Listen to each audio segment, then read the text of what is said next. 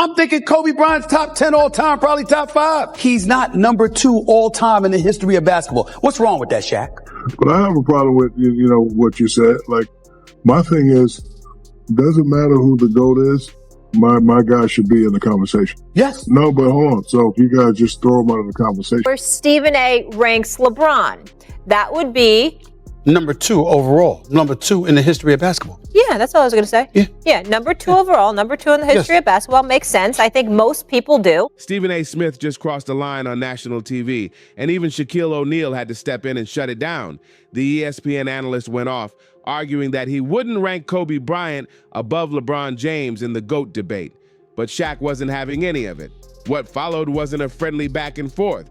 It was a straight-up demolition of Stephen A.'s credibility in front of millions. Sometimes when I hear people talk, I don't understand the criteria. Is it championships? Is it points? Right. Is it, like, I always have arguments with people like, I don't really care who's in it, but I think you should put the right people in. Yeah.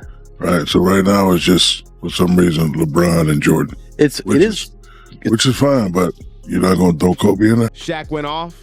The Big Diesel didn't tiptoe around his point. He made it crystal clear that Michael Jordan is the undisputed GOAT, and right behind him sits Kobe Bryant, not LeBron. Every time Stephen tried to spin his take, Shaq came back harder, dropping facts like thunder. It wasn't just a debate, it was a reality check that left Stephen A. looking completely exposed. First of all, again, he's one of the all-time greats. There's nothing to debate. But he's number 2 at the 2 guard. He's not number 1. We all know he's not Jordan. He didn't have Jordan's resume. Stephen's argument wasn't just weak, it was flat out disrespectful. They've asked me about Kobe. How come Kobe isn't in that conversation? He's got more chips than LeBron James. And I said, my response was, Kobe's not even number 1 in his position. And we all love and not at all. You got to think about MVPs and like how many he's won. No, and, like, other things I'm not even talking about that. I'm talking about just watching the game with the eye test. As great and as phenomenal as Kobe was, nobody ever said he's superior to MJ, and they played identical positions and had an identical style of play. He tried to claim that Kobe couldn't be ranked above LeBron because his teams struggled without help. That take was so shallow, it bordered on insulting. How could someone who's been covering the game for decades ignore context like that? It's wild. He's a 6-time champion. He's a 6-time league MVP. And I still have LeBron number 2 and then Kareem number 3 because of the versatility and all the all-around abilities that LeBron brings to the game, which Bird and Kareem and those guys did not have. LeBron is number 2 all-time behind Michael Jeffrey Jordan. Stephen built his whole case on the idea that LeBron only had 3 losing seasons in 22 years, while Kobe didn't avoid rough stretches. But what he completely ignores is why those losing seasons happened. Kobe stayed loyal through rebuilds, injuries, and roster chaos, while LeBron jumped teams whenever the pressure hit, and somehow Stephen wants to reward that. That's not logic. That's bias. Oh, no, I think we're upset. I think we're a little edgy. I think it's good for us. Despite the losses on the road, do you think this team still has time to gel, considering how many road games you have coming up? Sure, very so. Well, what's going to be the key, and what stuff have you guys worked on? You haven't had a losing streak like this in years. Just execute better. Knock down shot. The nerve of Stephen A. to minimize Kobe's grind while celebrating LeBron's constant switching is unreal. He's basically punishing loyalty and glorifying convenience. So when Shaq heard Stephen A. erase Kobe from the GOAT conversation, he couldn't sit quiet. He snapped back with the kind of raw passion only someone who actually played with Kobe could bring. Shaq's response wasn't just defending his brother, it was setting the record straight for everyone watching. The man who went to war with Kobe for 8 straight seasons wasn't about to let Stephen A. slide on that nonsense. Shaq looked straight into the camera and dropped the line that shut the whole room down. The only thing I don't like about the GOAT conversation is they don't put my boy Kobe Bryant in it. Michael, LeBron, or Kobe, now y'all can debate. Boom! Just like that, Shaq put Kobe right back where he belongs. Side by side with LeBron, not behind him. I'm thinking Kobe Bryant's top 10 all time, probably top 5. He's not number 2 all time in the history of basketball. What's wrong with that, Shaq? But I have a problem with, what you said. Like, my thing is, doesn't matter who the GOAT is, my guy should be in the conversation. Yes. No, but hold on. So if you guys just throw him out of the conversation. So somehow it just went from Mike to LeBron, and you just threw my guy out of the conversation.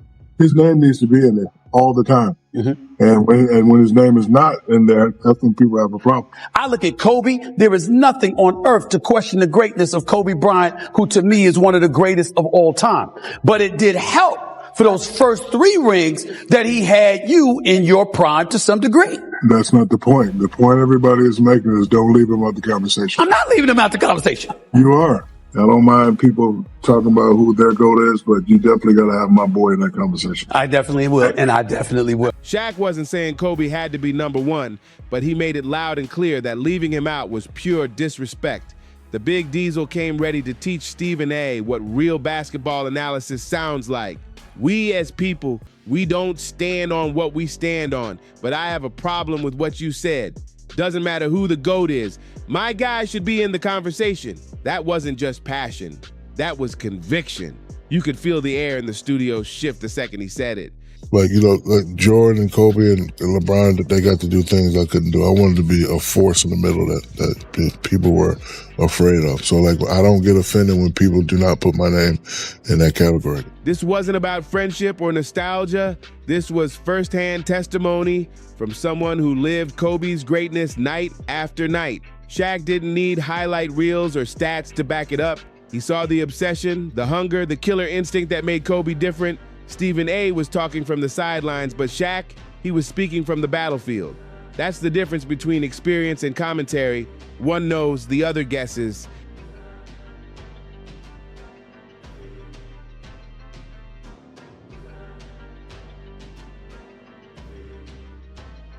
And when Shaq speaks on greatness, you listen. He's never hidden it.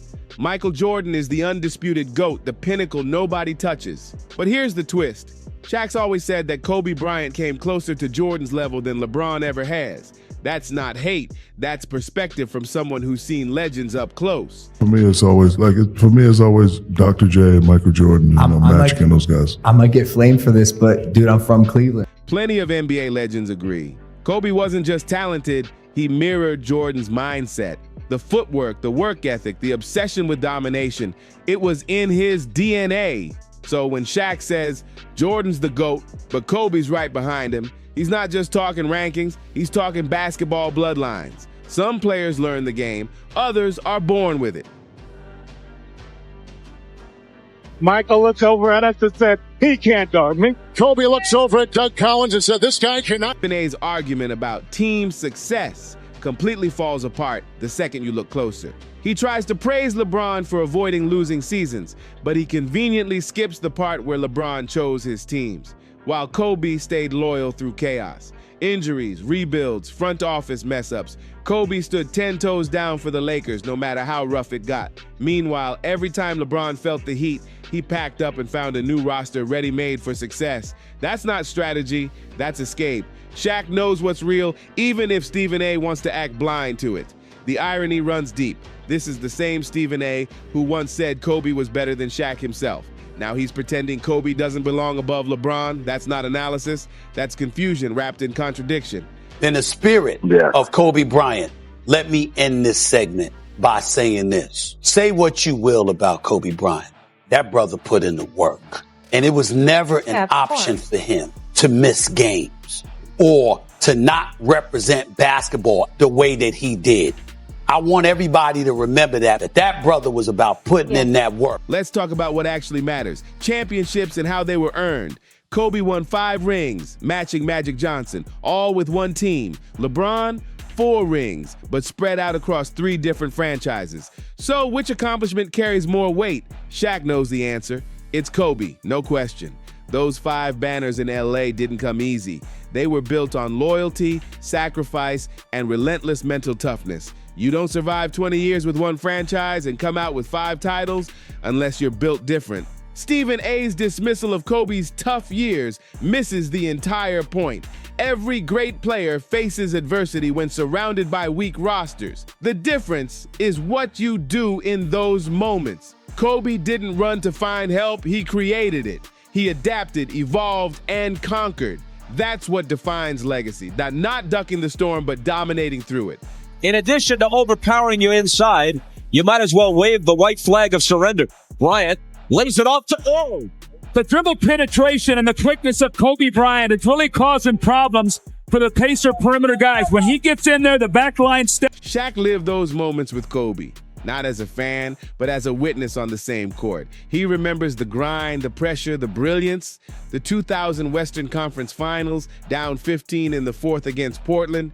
Kobe takes over, seals the comeback, and throws the alley-oop that sent the Lakers to the finals. The 2001 playoffs, Kobe averaged nearly 30 a game, carrying the squad alongside Shaq through one of the most dominant playoff runs ever. Those aren't just stats. Those are war stories burned into history.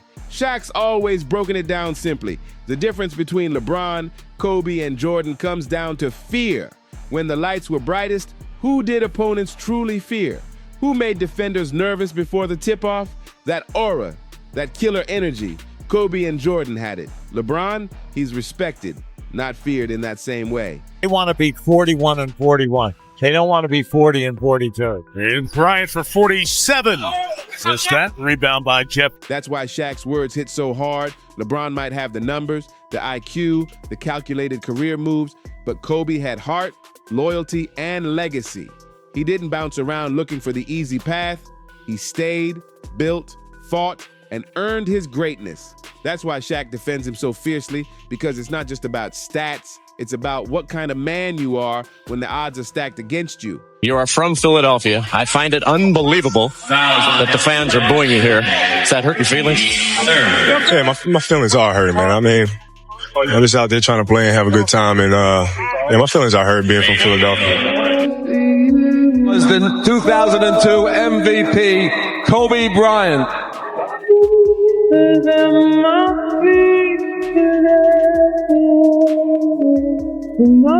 When Shaq speaks up for Kobe in the GOAT debate, he's not just protecting a teammate, he's defending the old school code, a code built on loyalty, fight, and mental toughness. And when it comes to firsthand experience, nobody can question him. Shaq knows greatness when he sees it, and Kobe Bryant embodied it every single night. Michael Jordan was built different, perfectly engineered for winning when everything was on the line. His footwork was surgical, his fadeaway unstoppable, his defense suffocating, and that killer instinct, ice cold. One look, one move, and the whole game could flip in seconds. LeBron might be bigger, stronger, and more athletic, but basketball has never been just about physical gifts. Shaq saw that difference up close, and he's never forgotten it. Kobe didn't just play, he attacked. Every possession, every matchup, every moment was a battle to him. While LeBron often leaned on his strength in favorable situations, Kobe went to war with pure skill and willpower. That's what separated him.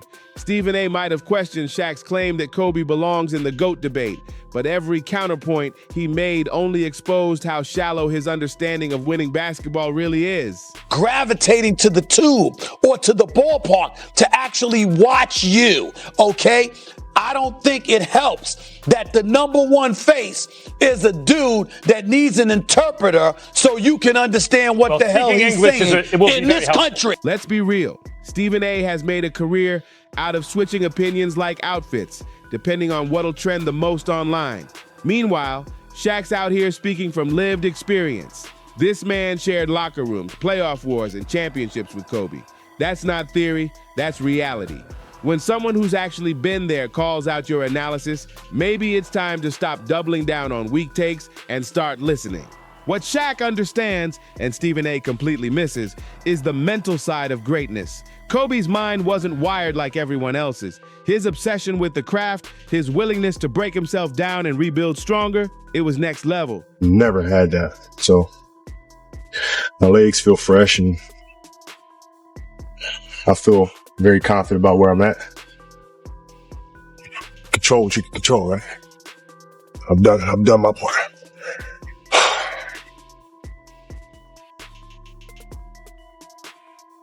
I had to play through a season where there was much more on the line than whether or not I can come back from Achilles injury. He didn't just study opponents, he dissected them. Every dribble, every move, every defensive read was planned to perfection. That's a Jordan-level mindset in a different body. LeBron, he's undeniably great, no question. But his energy has always been more about managing the moment, controlling image, curating legacy, rather than pure basketball domination. Kobe didn't care about perception. He cared about results. That's what Shaq keeps trying to make people see. And when it comes from Shaq, a man who's battled with, against, and alongside legends, it hits different. His defense of Kobe isn't just loyalty, it's truth from someone who lived it. If you respect that raw honesty and you're tired of fake debates, make sure to like, subscribe, share, and drop a comment on who you've got in your GOAT list. And as always, see you on the next one.